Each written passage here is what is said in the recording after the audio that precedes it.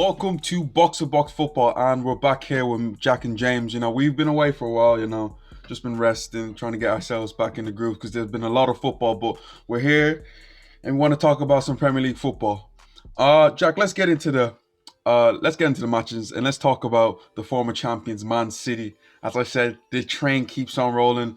At the Etihad last week, winning 1-0 against Sheffield United. Now, Jack, before we get into this, you made a bold prediction saying that Man City will not win the title because they don't have enough goals. Now, are you still writing Man City off winning the title? I'm giving you a chance to change your opinion. It's tricky because obviously my whole prediction is off the fact that with Aguero out for an extended period of time and Man City not scoring these many goals, we've never seen a Manchester City defensive record like this. And I thought, the defensive record's not going to last that long. I don't know where the goals are going to come from. They'll probably make top four, but I don't know about the title. The defensive record is the best I think a Manchester City team has been in the Premier League. I think that's probably true. But then on top of that, you have midfielders contributing to goals. You have defenders contributing to goals. And there are the odd few games now where Manchester City are scoring 4 goals a game. So I think the one thing that this season has taught us is that when you're at the top of the table and you're riding high, you're only 1 or 2 results away from an absolute catastrophe again. Now, obviously, I think I'd be an idiot to say that Man City can't win the league now. They still wouldn't be my pick to win the league. But I'm not. I mean, I would definitely go back on the fact that they don't have enough goals, because when you got the likes of Ilkay Gundogan scoring goals like he's scoring goals, then I don't know what Man City can or cannot do. Basically, what Jack's trying to say, James, we take it back. Man City have a chance to win the league. That's what he's trying to say. He's just trying to long-wind it, Jack. We get it. They've got a chance. They absolutely have a chance. It's not they have a chance. They are absolute favourites to win it. So they beat Sheffield United 1-0.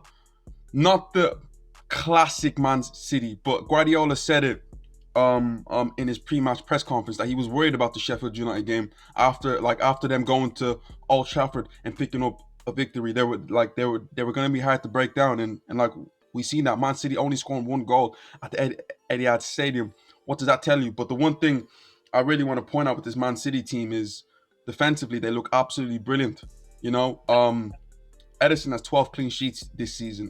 I'm not sure what the record was last season, but I don't think it was that high. He might possibly get to 20 clean sheets, and I don't know if that's a record, but he might be looking at that. We got John Stones playing he's just playing amazing football, and Ruben Diaz, who I remember a few years ago, like around 4 or 5 years ago, I was looking at this guy thinking like, wow, I wish Arsenal signed this guy. Yeah. And like he was a young guy now. Man City are not great at signing defenders, but they've got an absolute gem right now. He looks like an absolute steal. He's playing out of his mind, and this Man City team, just the train keeps on rolling. When they go on a run, it's really hard to stop them. It's like 11 match winning streak? No, not winning streak. Because is it a winning streak for Man City? I don't think that they've lost. I think they're probably undefeated, I would say. I don't know if they've lost. But James, what I'll say is I think it's a Bobby Moore quote of, if the opposition team never scores, you're going to win more games than you're going to, than you're probably going to draw. So as far as I'm concerned, if this defensive, it's the classic thing in the NFL, and I'm sure in playoff basketball as well. Defense wins championships. If you can stay tight at the back when it matters most. Potential trap game against Sheffield United, as you said, went to Old Trafford 1-2-1. Let's not get it twisted here. Man City dominated the game, but the scoreline definitely didn't reflect that, and that could have very easily been a 1-1 type of game. So those are the kind of games that champions win. Only 13 goals conceded in 20 games for Man City. They're 3 points clear at the top with a game in hand, and they just, like, as I said, when they get on a run, they proper get going right now. But the big thing for Man City is that Kevin De Bruyne is out missing right at this moment of time, and there will be a time when they're going to need to rely on his brilliance, and they don't have him at this moment of time. But you got Gundogan playing absolute brilliance. You got Bernardo Silva again back to his best. Phil Foden showing the potential he has. Raheem Sterling coming back to his own. Like, it's a very talented team. But let's move on. Let's go. Let's look at the champions. So they play against West Ham. This week they lost. I was gonna say they lost. They won 3-1.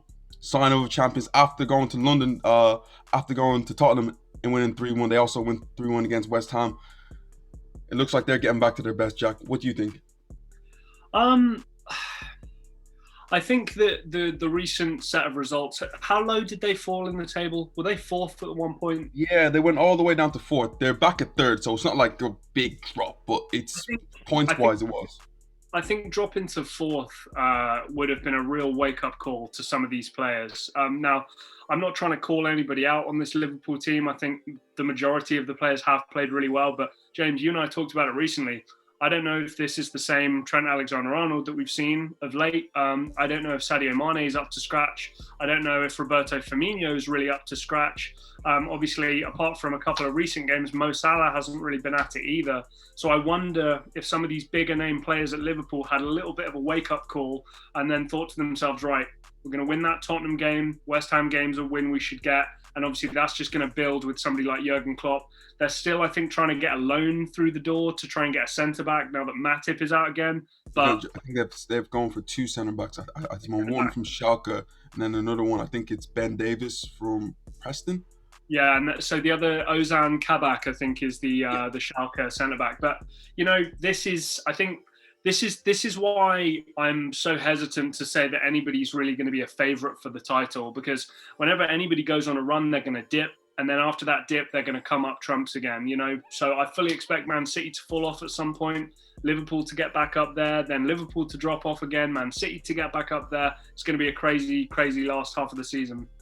Well, I have to give Liverpool a lot of credit because Tottenham was a very tricky game, and especially with Son. I know I do understand Kane went off at halftime, but that was a very sicky game that they could have easily lost, especially when Son went through and scored, but VAR saved them. But they showed their quality and comfortably they're Tottenham.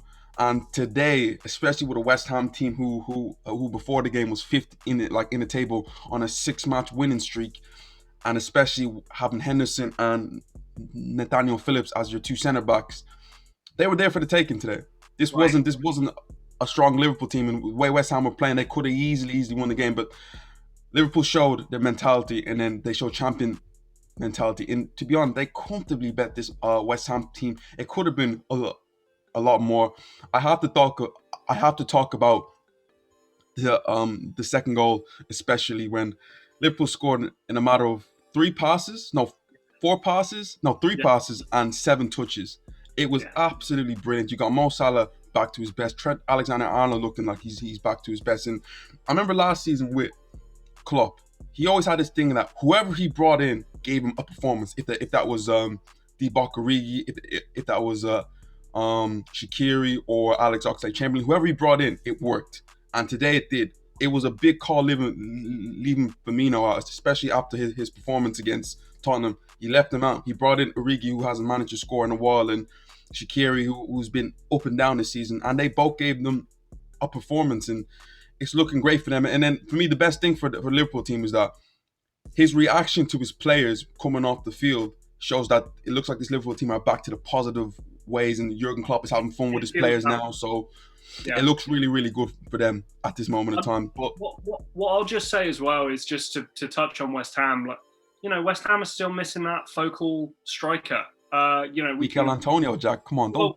We can say how great Antonio's been, but Mikel Antonio's played all around the place. And for him, he's a lot more of a, he's got a strong mentality, and obviously physically he's incredibly dominant on the field, but they don't really have that kind of centerpiece to their attack, which may have taken advantage of Liverpool's centre-backs that they had out on the field today. So, obviously they sold Sebastian Haller they got rid of him recently.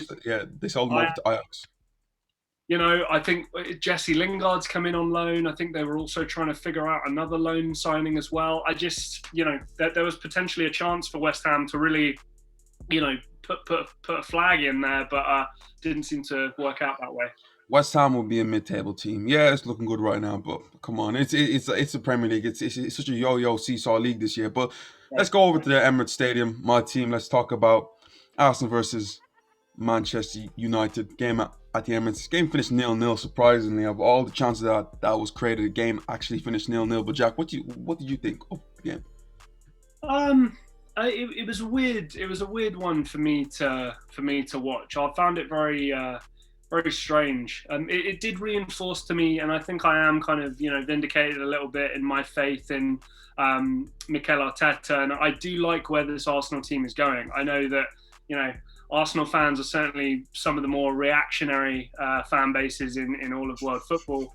But I still see some things occasionally in spells of games where I just think that this Arsenal team, even with kind of some of the lower quality players that they have in certain positions, they can still knit some nice stuff together.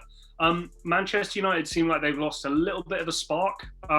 It's been a couple of games now where Bruno Fernandes hasn't really lit things up. I think he scored either a free kick or a penalty maybe 2 matches ago, but Yeah, since then against it's not been too much. Rashford's a little off. Martial's had a run of games and hasn't looked so good. So I don't know. It was a weird one. I think, and this is something that you and I have talked about a lot over this season. The big games, there's a fear factor, and it really does seem like even if Liverpool were playing Everton, or if Man City were playing Aston Villa, an away draw would be a good point for both teams. You know what I mean? So, and it just felt like in the end, it was just another one of those games where come the kind of added time, both teams were like, oh, a draw away at Arsenal, a draw at home to Manchester United. Not bad. And you kind of go, come on, guys, we want you to win. We want you to go for winning these games. If I'm being honest, both teams finished that game and would have been like, yeah, we got a point, but damn, we should have won the game. And Right. and I'm looking for both sets. Manchester United, yes, they didn't play well. They had moments of like spurts of 15 minute here, another 15 minute there, but they had some great chances. Marcus Rashford's chance where he takes too many touches should have scored. Cavani's two big opportunities that he has to take. He doesn't take them. Then Arsenal, Willian had a great chance. Pepe had one blocked off. We hit the post. Chances on both ends, but I have to look at it. I think the point is better for Arsenal than Manchester United. As I was really interrupted, this was a game that if Manchester United want to win the league, that like it needs to be a dominative performance. Man City come to the Emirates, Liverpool come to the Emirates against a depleted Arsenal team who have lost 3 of their best players in Saka, Tierney, and Aubameyang. They come in there and it's a commanding performance. And I'm watching this Manchester United team and the Manchester United fans. They must feel like we just want that bit more. Against the so-called Big Six this season, it's just been bar the first game against Tottenham where like they got smoked. Right. The rest of the games have all been stalemates. They lost 1-0 to Arsenal in a boring game that if it wasn't for Paul Pogba giving away a penalty, it would have been 0-0. The Liverpool game where if they just gave that bit more, they probably would have picked up all 3 points, 0-0. They played Chelsea, boring game, didn't really give you that much 0-0. City, the exact same thing. With Manchester United, they're waiting for them to take that next step, and they're just not doing it. The one thing I'll say, James, I think Manchester United fans would tell you that usually it's against the weaker teams like Sheffield United that they lose. And it's usually the bigger games over recent years that they've won. There's more points available against the weaker teams. And obviously you look where they are in the table, they were top, a week or two ago. And I think that that's from this kind of form, especially away from home. It's now a club record 377 days undefeated away from home. Within that, I think there's only like 5 or 6 losses, which again is against teams like Chelsea, Arsenal, some of the bigger teams where you'd want to pick up at least a point. I agree with you that next step, that's what you got to do. But I think generally speaking, if Man United had beaten Sheffield United over the week, they'd be looking at their last few results and going, you know what? We're not actually doing too badly here. Yeah, but Jack, I can accept that if you go to Etihad and like if you go to Anfield.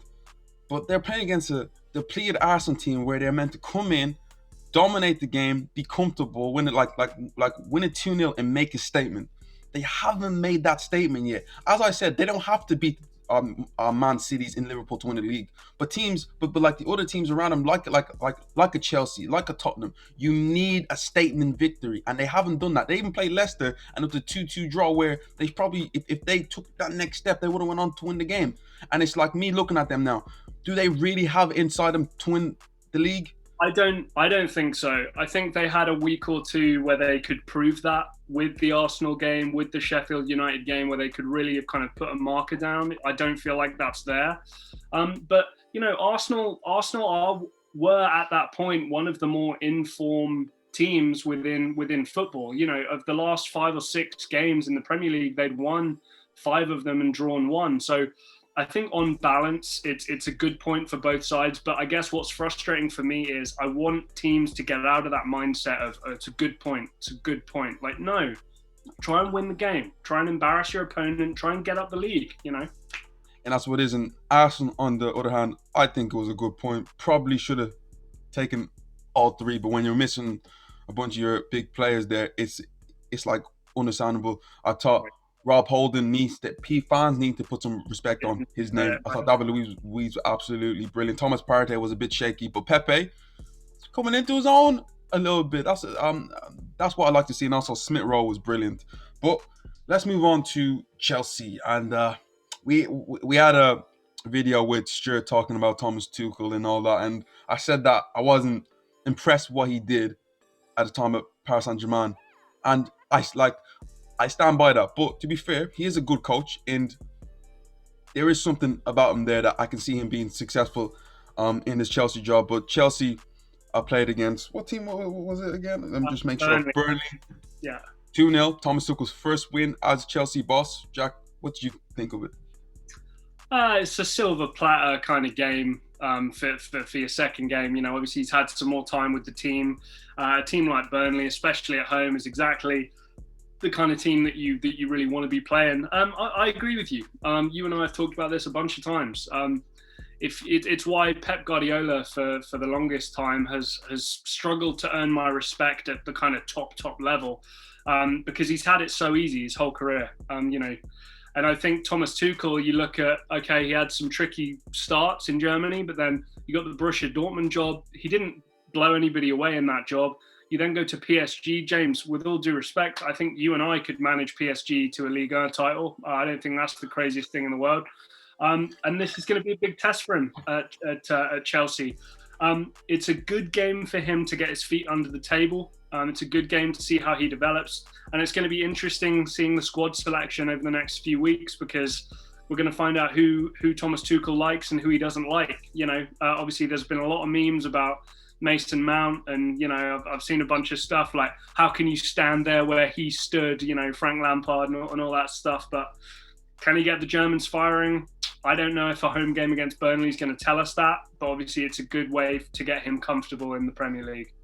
To be fair, I'm definitely seeing a different way to the way Frank Lampard did it.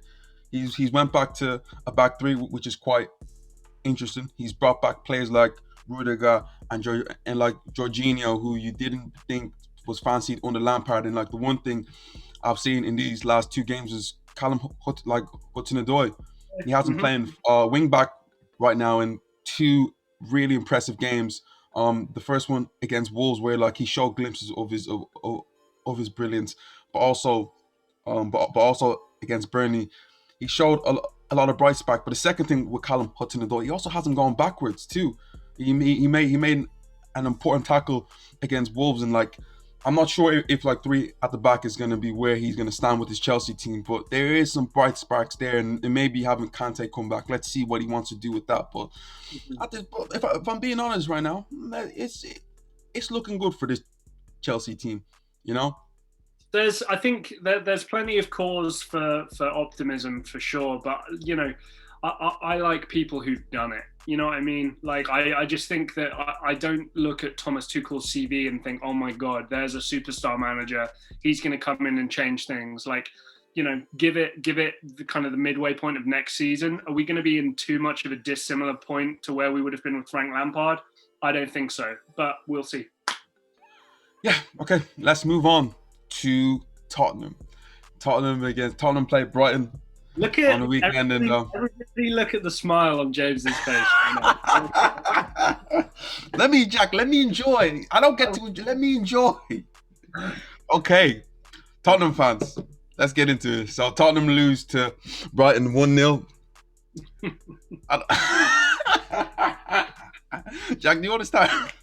Yeah, I'll start. Look, yeah, again, I love a bit of patting myself on the back. I told you so type stuff, but this Jose Mourinho thing in the modern era of football. I'm not saying the guy's never going to win another league or a Champions League or a domestic cup or anything, but Jose Mourinho does not work with the modern footballer and the modern setup of the way things are in football.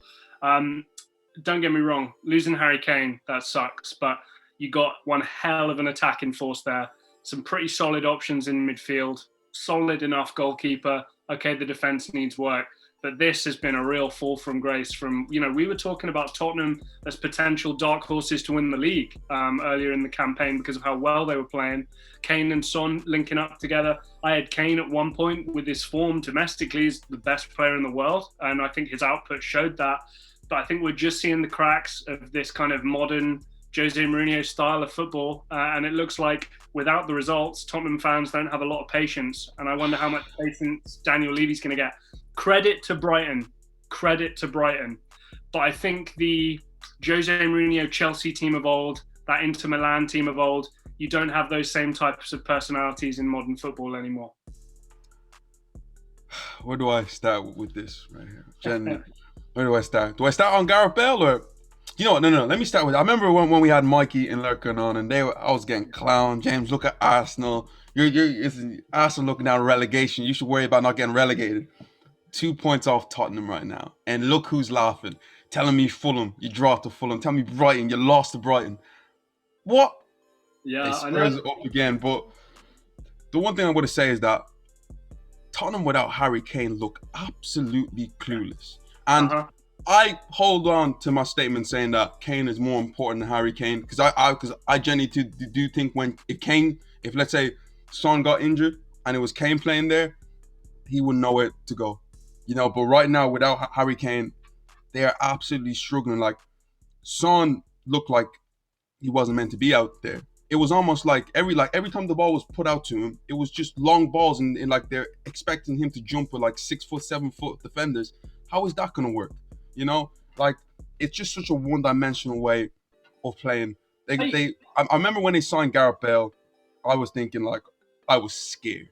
I was scared because Gareth Bale has something to prove, has something to show us that he's still the guy that like he once was, winning the 4 Champions Leagues with Real Madrid and killing it when his first spell at Tottenham. But he looks a shadow of himself, Jack. He looks like he's scared to get injured. He looks like he doesn't run anymore.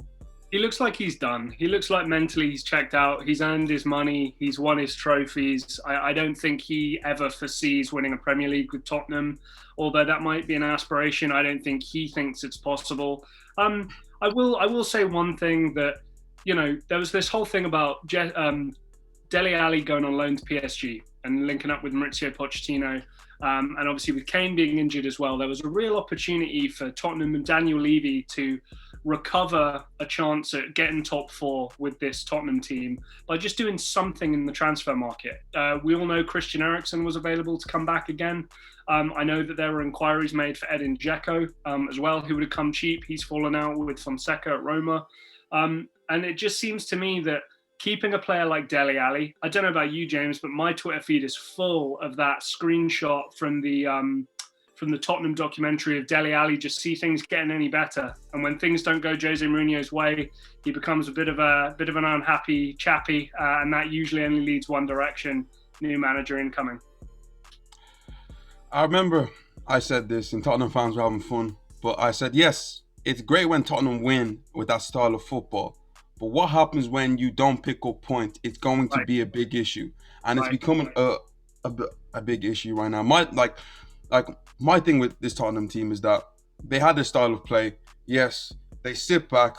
Harry Kane, ball into Harry Kane. He turns. Son makes a run. They're in goal. They sit back. But what happens when a team asks you a question of break us down, show us something different? Are you telling me with players like Bergwijn, Gareth Bale, Son, Vinicius, who's Lucas, actually the Lamela, decent striker, Lamella, Lucas Moura, that you can't break a Brighton team down or like create good opportunities to score? right? Like this is where like I don't want to criticize Jose Mourinho like that because I do believe that he's doing a great job with this Tottenham team, but this is where he needs to ask his offensive players and needs to do more with these offensive players. You know, it like it's all good setting up that way, but going the other way and breaking down a team who like set up to defend is the hardest thing to do in football, and they just don't seem to have an answer right now. Well, I think there's two boxes which you can either tick or cross, right? And it's attractive football and winning football. Now, if you can tick both boxes, you're killing it. I think we look at Jurgen Klopp and what that Liverpool team were able to do over the past couple of years. You go, oh wow, that's really something. But then I think, largely speaking, you have sympathy if you play good football and lose games. I think everybody's second favourite team in the Premier League is Leeds because we love watching that Marcelo Bielsa side play football because they just stick to their guns, they do their stuff, and they just keep going, keep coming at you. Won 3-1 against Leicester recently. Then the other side is winning football. Now, if you keep winning, sometimes fans will go, I don't really mind about what I'm watching. We had that video with those two Tottenham fans. I posed the question, guys, what do we think? Football's not pretty, but you're winning games. And they went, you know what? We want to win something now. And unfortunately, at this point in time, football's not pretty and they're not winning games. So they don't have that winning aspect anymore. It's only going to go, it feels to me like, it's only going to go one way. And like I said, it's such a shame because I really did want to see a resurgent Mourinho battling with Pep and, Klopp for the title and having to go at referees and having that whole thing again. But it doesn't feel like it's going to happen. Top four at best right now for Tottenham. But even then, that looks unlikely. But Jack, we're done for the day. The league table looks a bit crazy right now. So Man City look like they're running away with it. 3 points clear at the top with a game in hand. United, after two dropping points in like these last two games, they kind of put themselves in a weird predicament. Liverpool are getting more of a resurgence. Leicester City with the loss of Vardy is a massive loss for them, and them losing 3-1 to Leeds just let you know that what happens. Last season it was the exact same thing, going well, and then the dive. West Ham, we don't really see them staying there, but you got Tottenham around there. You got Everton, Chelsea, Aston Villa, and Arsenal. Jack, tell me, how's the rest of the season going to play out quickly? I don't know. I'm not going to bet against Jurgen Klopp and Liverpool, though. This is the best manager for me in the world right now. Still is. There's too many people that I back, rate, and rely on in that team as a collective. The individual talent, apart from fullbacks, maybe centre back, goalkeeper, isn't really too outstanding. But as a collective, what Jurgen Klopp can get that group to do is incredible. So I'm never going to not back them. I've got to say it's going to be Liverpool first, Man City second. I think United will do enough to get third. That fourth spot, you're going to have to give me some time to think about who's going to be there, but I don't know. We love the game, and it seems that the famous two from the past 3 seasons are going to take over once again. Maybe Manchester United can mount a comeback at this moment in time, but it's looking like those two, as you said, the 4th place is really up for grabs right now. You'll be a brave man to pick who's going to finish 4th, really, because generally anyone can take it. And even, I don't want to say it, but in a glimmer of a hope, Arsenal are kind of still in it. James, I totally Chelsea agree. Is still in it. I totally agree. Everton, Tottenham. Everybody watching, I said this to James recently. 4th through to 10th on the table right now, I think could all finish top 4. Don't get me wrong, some more likely than others, obviously. Like I wouldn't put my money on West Ham or Villa finishing top 4. But if you look at the table, you look at how things have gone, you'd be crazy to say that anybody there is incapable of making top 4. I had Arsenal finishing second before the season started. So I have faith that Mikel Arteta and this Arsenal team can keep this run of form going, not lose games, pick up a few more wins, and maybe we'll see them in that conversation. Again, I don't want to jinx myself because you know the way how football Twitter is, like they'll rip you. I'm going to say this and Arsenal going to go on like a 15-match losing streak, but Guys, we've been chatting for a bit right now. What do you think of all the fixtures we've spoken about today? What do you think about the league table? Comment down below, guys. Also, just remember to like, share, and subscribe. This is Box to Box Football. Thank you for watching, and we will see you next time.